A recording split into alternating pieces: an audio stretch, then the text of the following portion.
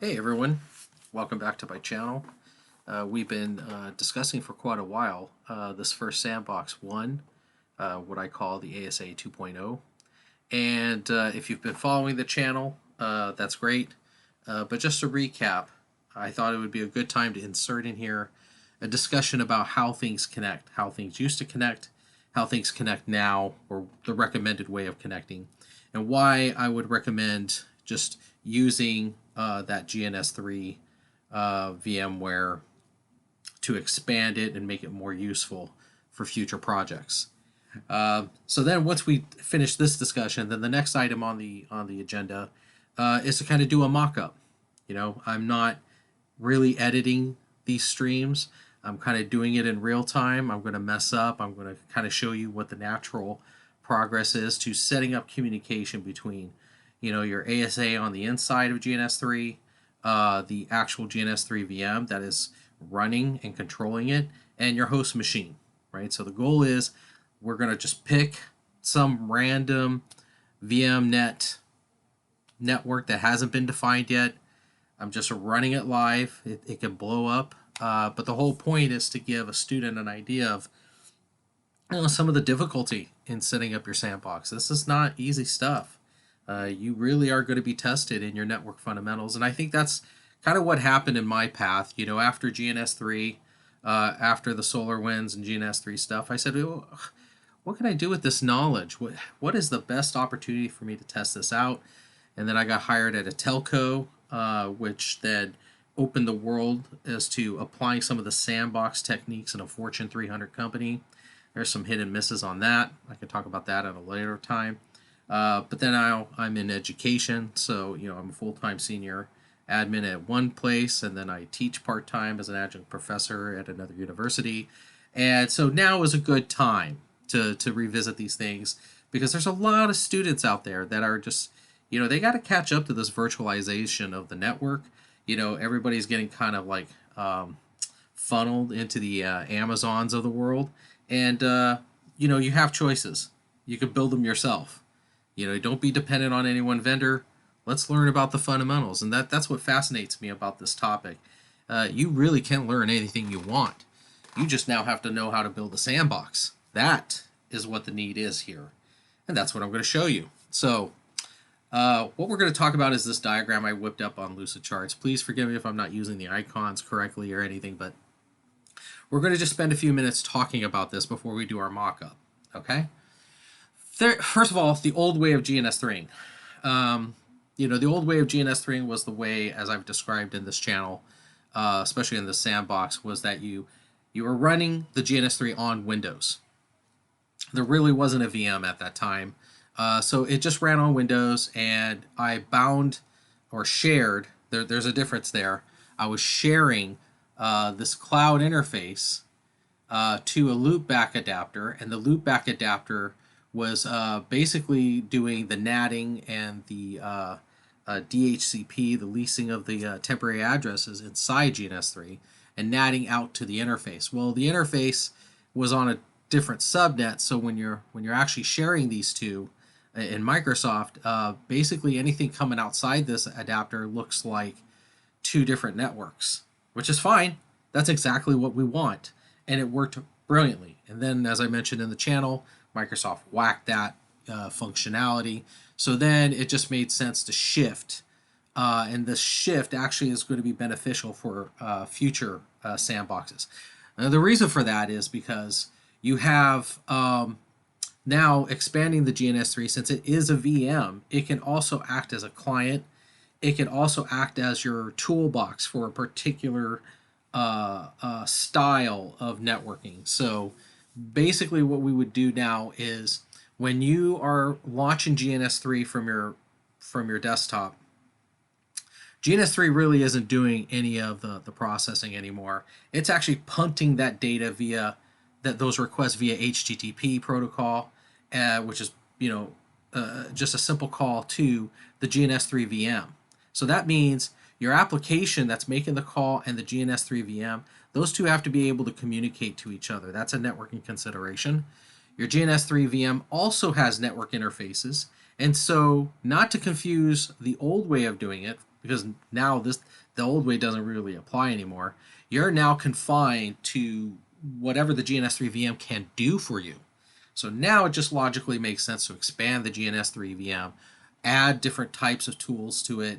So the idea is in the future, we're gonna add the client ASDM to connect back into the GNS3 where the ASA is living, and we're going to build a TFTP server, which makes sense because you need to also be able to go into your ASA and pull that ASDM image from a TFTP server. So if you already have the connection between this, the GNS3 application and your ASA inside it, rather, is going to form that relationship, that communication with the GNS3 VM for multiple reasons, not just one.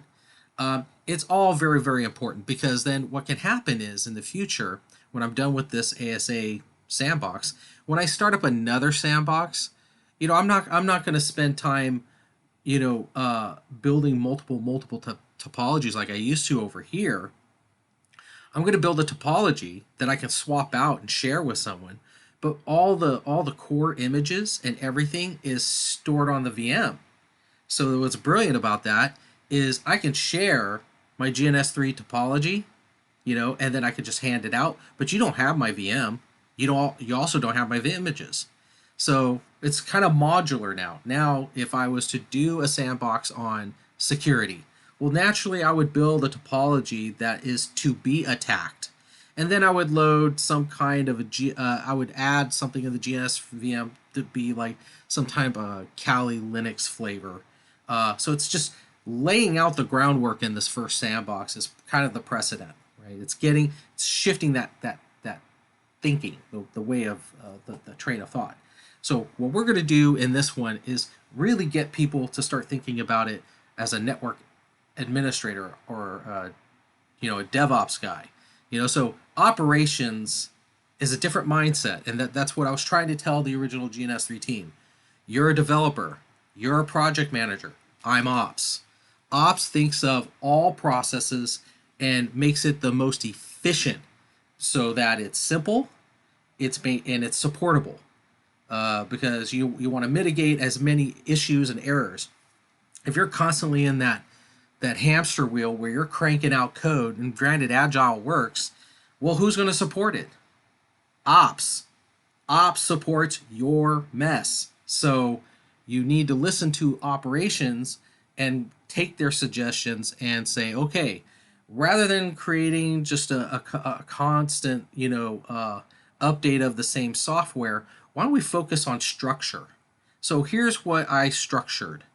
We now have, I'm using the GNS3 VM now as the central piece of GNS3, not the application. The application is sort of a moot point now. Where all the real power is the VM. And now the VM is going to change and morph into something I think is more important than the graphical overlay, which is the GNS3. Because now that you have this VM, you can put any kind of graphical overlay on the VM. It's just slight tweaks of the code. That's all that is. So the VM becomes important. The VM now will become the repository of the images. So you have your disk storage. It saves all your configs. And then it's also going to be changed over time depending on what you're trying to do. Since I'm mastering in information systems of cybersecurity, naturally you're going to see a new sandbox just for security professionals. And that's probably what I'm going to do next after this ASA. Okay, we've got that out of the way. Let's talk about establishing our network connection, okay? So let me just close this out real quick, 1 second. See a pretty list of bridges. Let's talk about VMware. So we have VMware here. What we're going to want to do is, let's see, what do I want to do here? This is not what I want. There we go. Should have opened it up a little bit more. We're going to go to Virtual Network Editor. Virtual Network Editor. All right. So we're creating a new network here. So aside from the GNS3 discussion, you need to know what you're going to build for this new network, for this new topology, right? So we already have VMware Net 8. That works.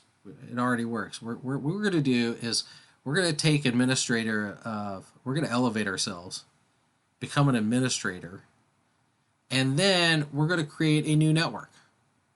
And we're going to just randomly pick something here. Let's try 6. Again, it's not scripted. Now it's doing all the heavy lifting here. Now it's setting up, oh, here we go. We have a new subnet, a 192.168.78. That's the key here, okay? So now a 192.168.78 has been assigned to VMnet 6. We're going to look at the DHCP settings. Okay, so the DHCP service is running on this subnet, and it's going to start issuing IP addresses starting with the 128. So as you can see, 192.168.78 is the network portion, that's the identifier, and 128 is the host IP address, and the 254 is the last one in the range. So that is what our subnet's going to be used on. Now, what we can do with armed with this information, we can apply it, hit OK. Oh, it's got to restart all the NAT services. And then what we're going to do is jump into GNS3, and we're going to bind a cloud interface to that new network. See, that's a new network. Oh, wait, it's only host only, right? So you need to know it's a host only network. And that means it's only going to communicate internally inside the host. It's not going to go out to the internet. We're going to probably have to change that, right? It's going to share the host IP address with the virtual machines. So maybe we want that. Oh, okay, so it's already telling me I already have a NAT network. You can't do multiple ones. That's fine. That's fine. So we're going to hit OK. And now that we've got that done, we're going to go to the GNS3 platform. I've already opened a new project. We have nothing here. And so what we're going to try to do is create a cloud interface. Really, that's what you should do. And you're looking at this one, it says NAT. You'll notice that this one defaults to NAT. Well, that's because the GNS3 VM already has a NAT interface that's kind of pre-built for this. But we're not going to do that. We're going to do cloud. And so you're going to see the difference with cloud. With cloud, you can configure it. And then you're like, oh, look, these interfaces don't look like my host machine. Well, that's because you're working inside the GNS3 VM. So always be mindful of that. But if you want to show special Ethernet interfaces,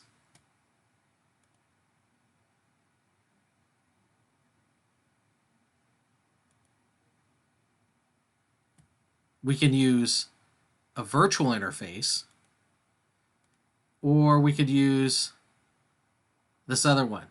So right now I don't see the interface that we need for this topology.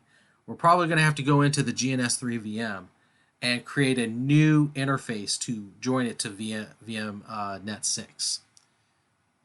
So let's stop here. Let's go take a look at that VMware machine. I might have to shut everything down to create this VM. So if you look here,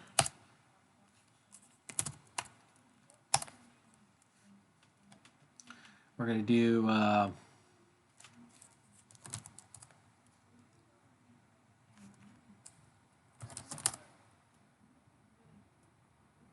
yeah. So interestingly, you'll see a Docker interface with the IP address of our internal ASA inside GNS3, which kind of gives you a clue as to how the GNS3 VM actually is able to manage interfaces inside the GNS3 topology. We still have the one that works from this channel. So we have another one right here, the 192.168.124. So as you can see, it's really easy to get confused between the different interfaces, but we don't have the VMnet 6 interface. It's because I haven't even put it on the VM yet. So we got to take a step back real quick and shut down this machine. And that's what we're going to do. We're going to shut down this machine, power it off, power it off, power it off. And then what's going to happen over here? Uh-oh. We should start to lose connection here because there's nothing really to connect to. It should blow up. It should die. Yeah. It can't find it. So it dies. Okay? So we've turned it off. Everything's off. Now what we're going to do is go here. Actually, we're going to go into the actual virtual machine. And so we already have this one, and we already have this one. Let's add another interface. Let's do another network adapter, hit finish. This one we're going to put and assign it to VMware Net 6. And hit OK. Now, you're going to turn it on, and what should happen is now, let me see if I could point that out in the diagram. What should happen is this guy's going to fire back up, but then it's going to get an IP address from the DHCP of VMware Net 6. And then if it gets that IP address, now you're going to be able to select that in here to actually bind to, right, to actually use. So that's kind of a weird thing to get together, to kind of pull together. It's kind of hard to do. So now let's see if that actually worked. Let's wait for it to come up. There we go.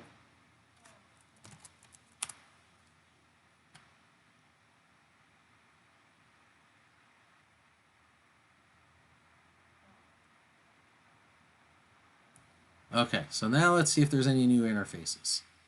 Let's try this again.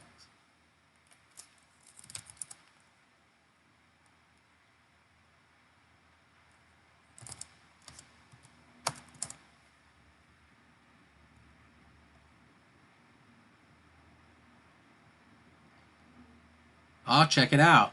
So yeah, it did get an IP address. Got an IP address from 192.168.78.128. That's kind of interesting. So that's brand spanking new. Now I want to see in my own host machine. Let's see if I can find that address. We're in VMNet 6. Let me see if I can find VMNet 6 as an interface. Oh, let me show it to you. So check that out. That does register. That looks good. That's clean. So now we know the host is at 192.168.78.1 with a /2 with a subnet mask of 255.255.255.0. That's CIDR. CIDR notation is 24. And now we can see we can also communicate to the GNS3 VM via this subnet. Okay, that looks great. That looks awesome.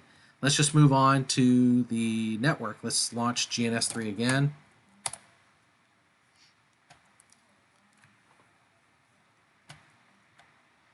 We're just going to call this ASA test. There really wasn't anything in here except for this cloud. We're going to hit configure. Oh, there it is. That's what we want. We're going to want to add that. We don't care about this. Cancel. Oh, I hit the wrong button. We're going to, let's see, I just want to add this, but I want to remove this. Oh, there. Delete. We're going to want this. Delete. Apply. Okay. So now we're using the interface of VMNet 6. And now what we're going to do is we're going to grab, let's see, we're going to grab an ASA. Actually, maybe we should start using the VPCS to test network connectivity and not mess with the ASA for, we're just going to use this to test connectivity, right? We're going to hit this, we're going to bind to this. We're going to just see if it gets an IP address, just so that we understand. So we're going to start this up. Virtual PCS is this very slim, small image, specifically for troubleshooting situations like this. And we're going to console into it. I don't know. It's a little tiny. I don't like this. I'm going to have to change this later. I don't really care for this tool. Anyway, So let's see. So you do this. You ask for what do you want to do, and I think the command is IP DHCP. And you're looking to see if it's going to receive an IP address. Okay. So it looked like it did. Let's do show. Let's do show IP. Oh, there it is. That looks good. So now we've successfully done, it's a pretty big accomplishment. What we've done was we created a new virtual network called VMNet6. We went into VMware and we established that network. We then went in and decided to bind the cloud interface to VMNet6. And now you know that anything on the inside here, on the inside of this topology, is going to get an IP address. The reason why this is so important to use DHCP, especially with the ASA, is there's a couple things going on here. One, you want to make sure that everything is networkable first. The temptation is when you get GNS3 running, you get all excited, and you think, oh, great, I'm going to be this master of industry, and I'm going to mock up these amazing, huge topologies, which, by the way, is not very effective of anyone's time. I'm more of a minimalist. I don't like seeing 50 different routers on a page. I really do actually grade and assess a person, their ability to build a network, not by copying someone, but by building their own. And if they can simplify the diagram, so simple is better. So if you could simplify a complex diagram and you handed it to me, it doesn't matter what you look like. It doesn't matter how many years you have in the business. I don't even want to see you. I just want to see your topology. I just want to evaluate how you built that network. That to me is the indicator of what a master engineer is. Everybody else is just copying and pasting each other. That's all this is. It's bells and whistles. So now you've actually seen exactly how to customize and modify to build a network. Now you have connectivity through VMware Net 6 in this example. And what we could do is just kind of take it a step further. We'll just delete this thing. Yep. And then we're going to want, let's see, ASA version 3. Doesn't really matter. This was for this channel. We're going to now test it out here. We're going to take this, Ethernet 0. Well, see, you got to be careful about which interface you were using. We're going to start this up. We're going to console into it. We're going to let it do its magic. And then this is the baby steps. This is what you need to do as an engineer. You need to focus on your network first. Don't worry about the bigger picture, which is mastering your skills. This is skills. This is what GNS3 is great about. It's not even GNS3 the platform. It's your ability to explore and customize. So this is what this channel is about. Just customizing. Master your environment. Master networking. Master all of it. All the stack. You know, if I may plug a little bit of what I do, I love the topic of network fundamentals. I teach it. So if anybody wants to take my class, you're more than welcome to reach out to me. I'll tell you where I teach it. And you're welcome to learn the entire stack, the entire OSI stack. But anyway, if that sounded like a pitch, it wasn't. It was just, I live it, I breathe it. This is what interests me. This may be boring for some people, but I find how people network with each other is both emotionally, psychologically, technology-wise. That's a fascinating topic. I don't care who you are. All right, so let's see. Let's have this thing finish again, because remember, it's really interesting how it creates the new image, reboots again, because this is a new project. But it's going to find my configs, and then we're going to see if it works. You didn't miss anything. It was just taking a long time to initialize, and I'm sorry. I don't want to chew up your time. I know it's very valuable. Okay, so let's take a look at. Okay, so we have gigabit 00, 01, and 02, and then a management interface. It shows that the config is down. The problem with sometimes reading the labels of the configs in here, they don't necessarily line up with the actual config or interfaces here. So here's exactly what the problem is. You have an Ethernet 0, okay? Okay, that's fine. But in here, is it assumed that Ethernet 0 is this interface, or is it this one? And which interface is this one?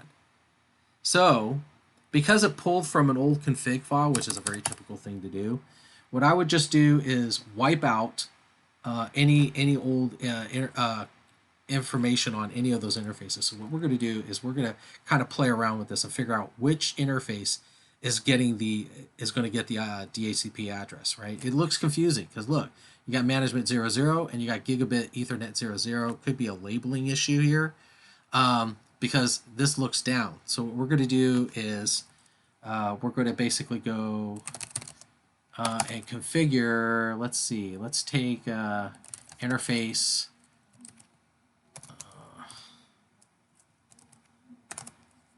And we're going to do no IP address.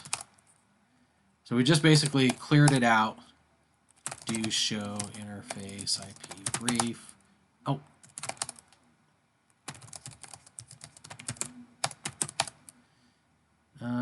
Okay, no, we need to shut that down. So, 1 second.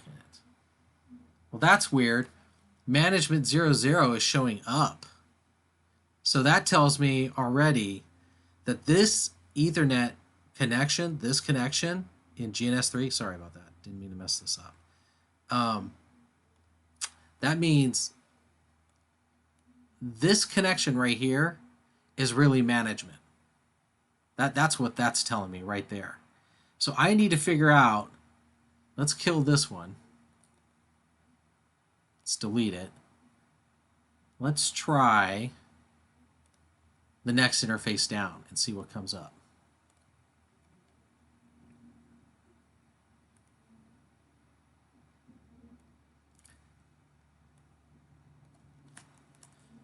Okay, let's try that again.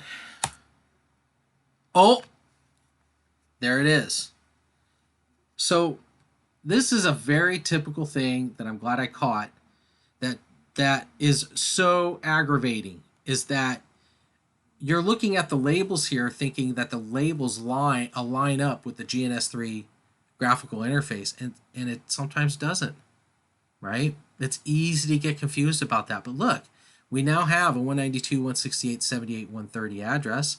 You already know that it received an IP address from the DHCP of the network we just defined. We're looking beautiful now. And we kind of worked things out. So gigabit 00 actually is actually in this topology. Hold on, let's see, it even tells you from back here. There you go. Yeah, is the second interface on the ASA. Well, that's confusing as all get out, right? I mean, come on, that's really difficult. But at least we have connectivity. And here's another wrinkle. You're dealing with the ASA. So by default, the ASA may not even respond if you were to just go, oh, well, let me try to ping 192.168, let's see, what do we have, a 78. Let's try to ping my host. Oh, we get the host connection. So now we're seeing the ASA can ping our host machine. Let's see if the host machine can ping the ASA. Let's take a look at that. So let me close that. Actually, I don't like that.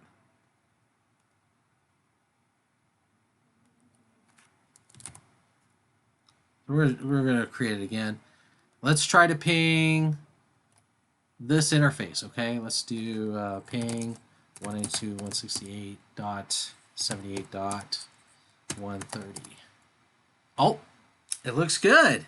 So now we have reachability from our ASA image all the way to the host, right? I think the VMWare is usually defaulting to the second interface. I could be wrong. Let me see.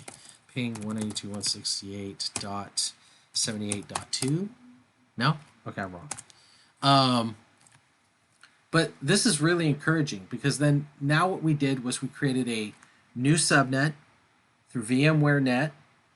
We troubleshot some of those interface issues, the way that they're labeled between GNS3 and what they're actually used inside the actual GNS3 VM. And then we were able to do a test ping between all three. So if you use this video to customize your VMnet environment, that'll be great. That's what this video is about. But I just want to let you know there are just these little nuances that throw off a student, and it's just nerve-wracking and frustrating, and then you want to give up. So I hope this video was helpful for you. The next video in this list is we've already talked about a lot of stuff. Essentially, once you get your cloud interface, your ASA interface is working, now the sandbox is complete. So this is really the last video of the sandbox itself, building that framework for this. Now, all the videos that you get on configuring ASA, you could Google the ASA now. You can now start building rules, importing ASDM. I will probably do one or two other videos that I think were so difficult about setting up the ASDM that I might just do like a Sandbox 1 ASDM. And it's all about figuring out how to get that stupid ASDM to, one, load into the ASA. So once you get the ASDM in the ASA, then two, you got to get a client PC to download that Java like, web start weird little thing that you have to get on the client, which GNS3 VM is already built. And then three, learning how to work with the ASDM. So I hope you enjoyed this video, and thank you for watching.